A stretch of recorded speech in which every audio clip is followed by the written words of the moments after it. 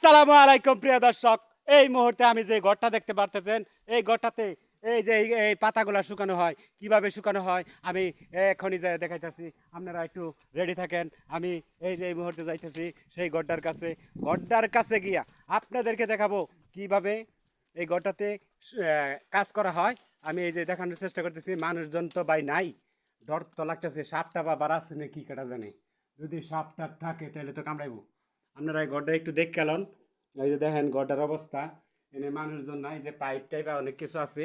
এবং এখানে এই যে এইটাতে আর এই যে এইটাতে পাতা শুকায়। এবং এই যে এই দিক দিয়া লাকড়ি দিয়া এই যে ইন্দা লাকড়ি দেয়, বুঝছেন? ইন্দা লাকড়ি দিয়া আগুন দেয়। আগুন দিলে এই আগুনটা ভিতরে যায়, পাইপ দিয়ে যায়। অবশ্যই ভিতরে পাইপ থাকে, তার উপরে পাতা থাকে। না হলে তো আগুন ধরে যাব।